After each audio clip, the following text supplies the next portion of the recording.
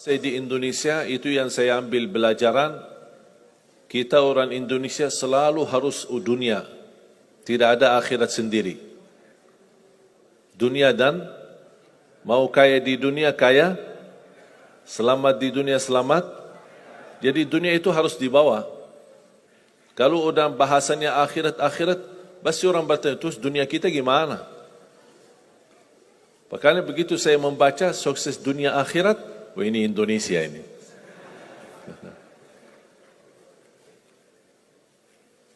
Bahkan hampir setiap ibadah kita pasti yang dikejar dunia.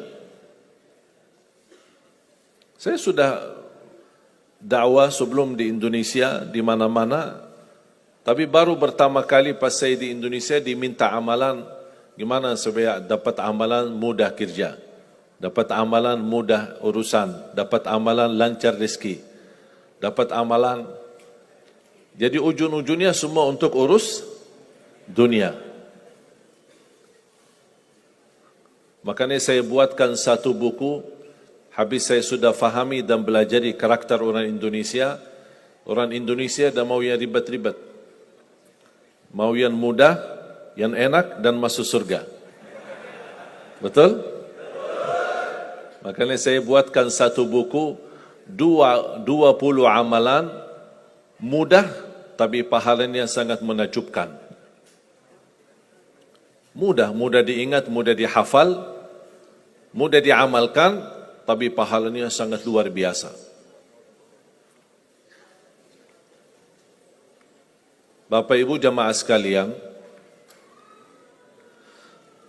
kalau benar-benar ingin Anda sukses dunia akhirat, harus kita percaya sepenuhnya takdir. Kuncinya di situ. Percaya sepenuhnya takdir. Takdir itu menjadi salah satu rukun iman. Rukun iman ada berapa? 6. Rukun Islam? 5. Salat berapa waktu?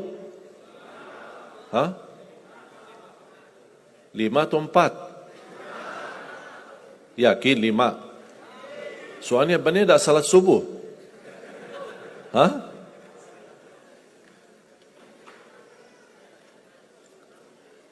Takdir itu menjadi salah satu rukun iman. Tapi banyak di antara kita yang belum percaya sepenuhnya soal takdir. Dan kita sifat manusia, mohon maaf, suka tidak adil. Contoh, kalau Allah berikan karunia, nikmat, pertama kita lupa bersyukur. Yang kedua, kita tidak pernah berkata sama Allah, ya Allah kenapa aku dapat nikmat ini? Tapi sebaliknya, kalau kita diuji oleh Allah, kita kurang sabar, dan kita bertanya sama Allah, ya Allah kenapa saya diuji? Faham enggak? Kalau kita dapat nikmat, ada enggak orang-orang yang lulus misal ujian, dia berkata, ya Allah kenapa saya lulus ujian? Tak pernah. Tapi kalau dia tidak lulus, dia bilang apa? Ya Allah kenapa saya tidak lulus? Ketika ditimpa musibah, dia selalu merasa nyesal atau merasa sakit hati, tersinggung. Berkata sama Allah, kenapa saya diuji? Padahal saya orang baik. Saya jaga salat, saya berusaha mendekat sama Allah. Tapi saya merasa bertambah berat ujiannya. Tapi sebaliknya, ketika diberikan nikmat, dia tidak pernah menyebutkan, ya Allah kenapa saya mendapatkan nikmat ini? Kayaknya si fulan lebih fantas mendapatkan nikmat. Itu tanda manusia tidak adil. Tidak bersikap adil. Makanya subhanallah, semakin Anda mantap imannya terhadap takdir, semakin hidupmu jadi nikmat. Saya kasih contoh.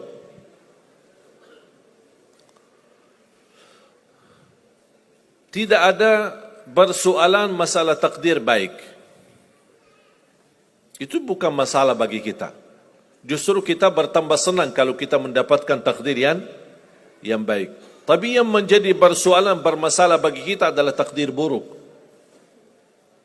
Ketika ditimpa musibah, ketika ada ujian, ada sakit, kesulitan, penghasilan yang tidak mencukupi, dan banyak masalah keluarga, masalah rezeki, masalah sama majikan, masalah di kerjaan, itu yang membuat banyak beban fikiran.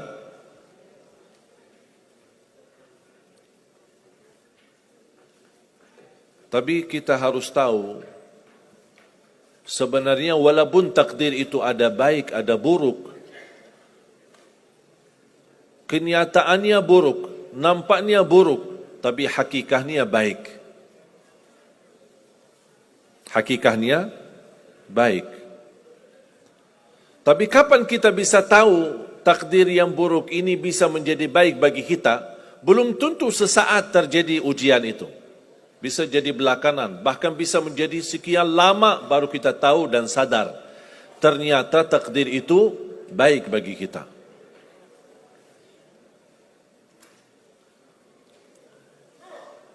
Saya kasih contoh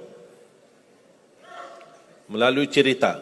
Saya buatkan satu cerita ingin memberikan pesan kepada orang muslim, orang beriman, betapa besar karunia Allah dan pertolongan Allah melalui takdir. Ada seorang berdoa, dan saya yakin anda semua berdoa. Setiap berkesempatan, setiap salat, setiap sujud atau tahajud, duha, pasti anda semua berdoa. Ada yang diinginkan, ada yang hajat-hajat yang belum terkabul, belum tercapai. Bertemu orang salih, bertemu ulama, bertemu habib, minta didoakan, tolong doakan, semoga lancar urusan saya. Semoga dapat jodoh, semoga insya Allah dapat keturunan. Semoga hasil dan rezeki yang saya dapatkan menjadi berkah dan bermanfaat bagi saya dan keluarga. Ada orang berdoa kepada Allah Subhanahu wa taala. Mohon jamaah sekalian dengar cerita ini baik-baik. Karena ada pesan hikmah yang kita bisa ambil.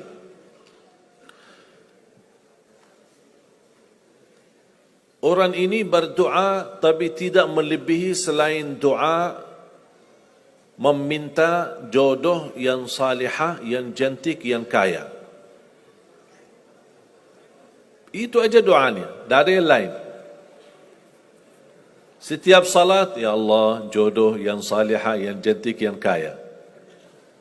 Tahajud, ya Allah, jodoh yang salihah, yang cantik, yang kaya.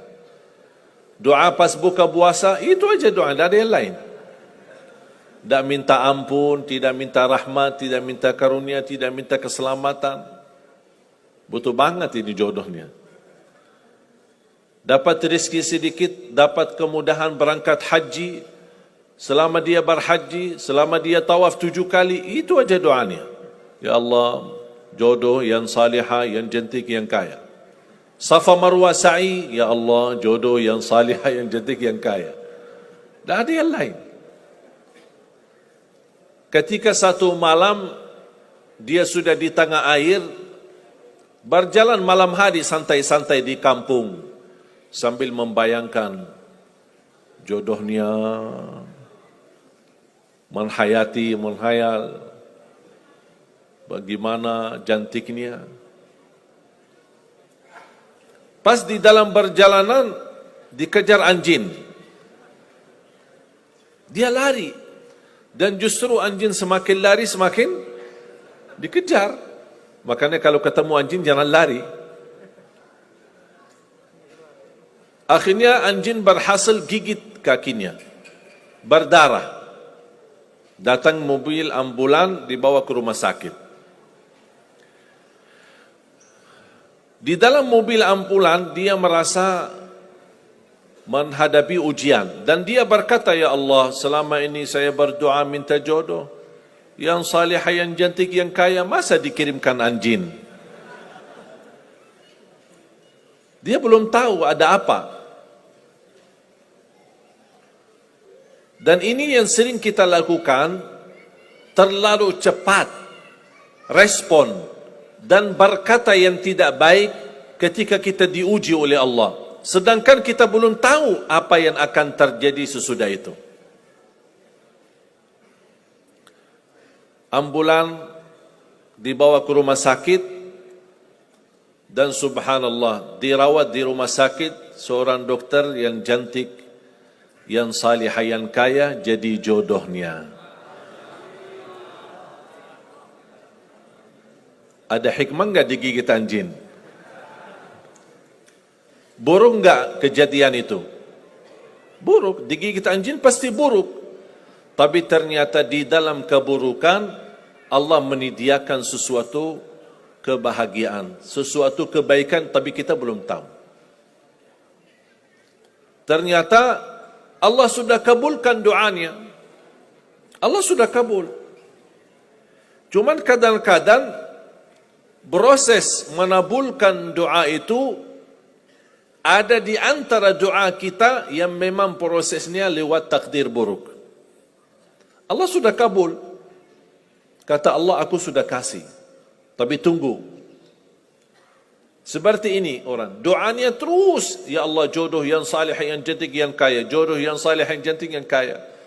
Allah sudah kabulkan doanya, tapi jodohnya ada di rumah sakit. Berarti harus sakit dulu. Gimana cara sakit dulu? Allah punya bermacam cara, berbagai macam cara. Bisa sakit, tiba-tiba sakit, bisa apa saja alasannya.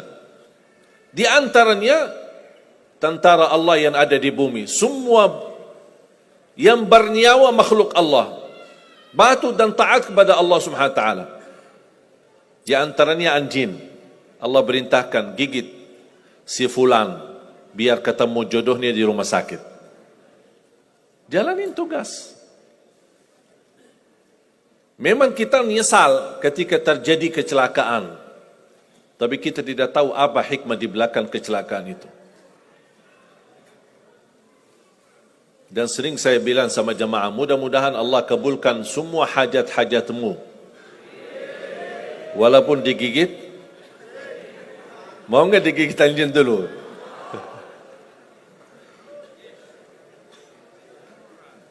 Sebenarnya kalau kita tahu rahasia takdir, apapun yang akan terjadi, kita tidak ada kekhawatiran. Karena kita tahu sesudah ujian ini pasti ada sesuatu kebaikan. Dan yakini Bapak Ibu, Allah Subhanahu wa ta'ala maha baik. Allah tidak senang menyusahkan hambanya. Tapi kadang-kadang proses untuk menuju kebaikan ada kesulitan dan tantangan. Seperti cerita seorang bapa yang bercita-cita untuk berhaji.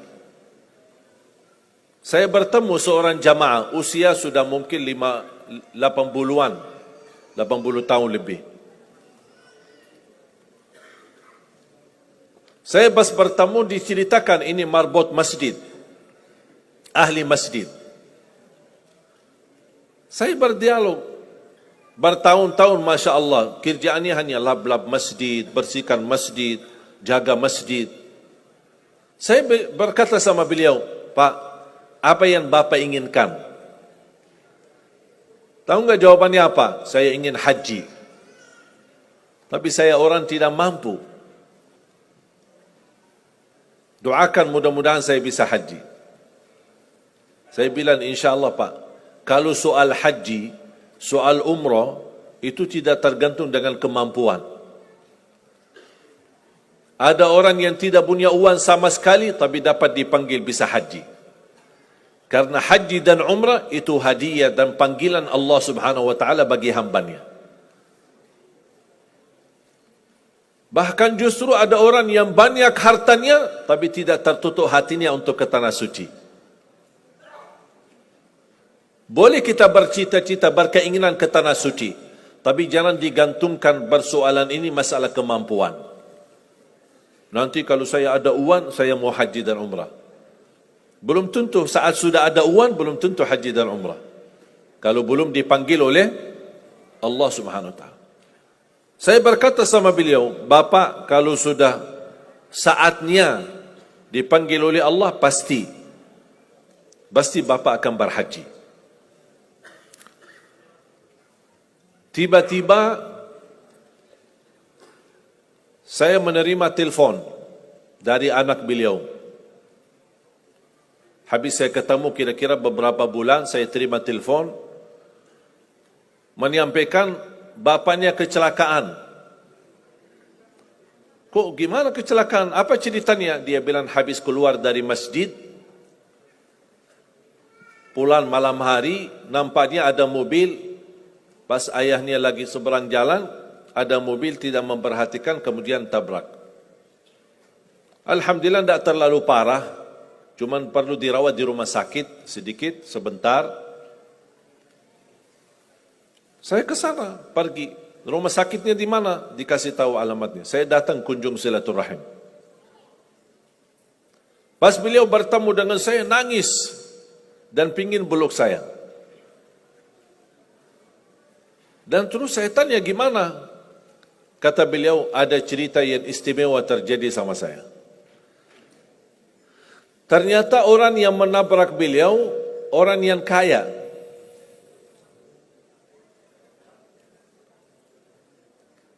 Habis itu, orang yang kaya minta maaf sama si bapak ini. Mohon maaf Pak Haji, mohon maaf Pak Haji. Beliau tambah nangis. Orang kaya bingung, ya kenapa sih setiap mohon maaf, malah nangis dia. Ditanya, kenapa Pak nangis? Sakit? Tidak, karena Bapak dari tadi bilang Pak Haji, sedangkan saya belum haji. Tertutup hati orang yang kaya, yang dia sediakan biaya haji dan bisa berangkat. Dan kata beliau, betul apa yang disampaikan ketika pertama kali bertemu. Kalau sudah saatnya dipanggil oleh Allah, pasti bisa ke tanah suci. Walaupun ditabrak mobil. Berarti intinya apa? Apa yang saya ingin sampaikan, jangan ada yang merasa menolong atau merasa sakit hati atau merasa tersinggung ketika menghadapi ujian. Merasa belum terkabul keinginannya, Allah sudah kabulkan. InsyaAllah tidak ada di antara kita yang ditolak doanya. Cuman kita mohon maaf kadang-kadang buru-buru. Ingin selalu semuanya cepat. Kadang-kadang kalau terlalu cepat apa yang kita inginkan kita dapat, itu bahaya juga. Dan Allah ingatkan, kalau manusia, Allah tidak sulit menjadikan manusia semuanya kaya. Kalau sekarang saya bertanya, mau enggak semuanya jadi orang kaya? Pasti mau, siapa yang tidak mau? Coba bayangkan, kira-kira sulitlah bagi Allah menjadikan semua manusia di bumi kaya raya? Sulit tidak? Tapi pertanyaan saya, kira-kira berjalan hidup kita enggak kalau kita semuanya kaya? Bisa berjalan lancar? Masa enggak? Semuanya kaya raya. Gimana kehidupan kita sehari-hari? Berjalan lancar tidak? Kenapa tidak? Saking banyak kekayaannya. Kalau semuanya kaya, memang sulit menjalani kehidupan. Contoh, cari supir. Siapa yang mau supirin kita? Sama-sama kaya. Datang minta tolong sama teman. Boleh enggak ini cariin supir? Aku aja lagi cari supir, dah dapat. Mau punya perusahaan sendiri, butuh tenaga kerja kan? Semuanya orang kaya. Buat apa kalau mereka semua kaya, masing-masing punya pabrik, tapi tidak ada yang bekerja? Sulit enggak jalan hidup? Sulit. Sama sebaliknya, kalau semuanya di bumi miskin, susah.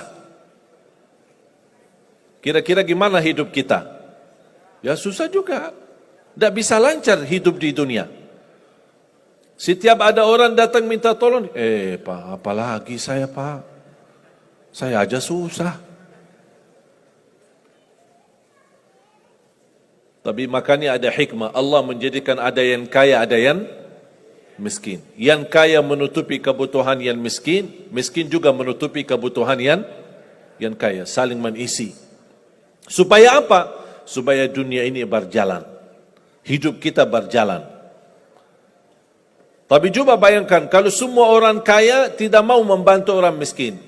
Dan semua orang miskin sombong, tidak mau melayani orang kaya. Gimana kehidupan kita? Susah. Makanya jemaah sekalian, kunci anda sukses dunia akhirat, percayalah takdir. Dan semua takdir itu baik, tapi kita belum tahu rahasianya.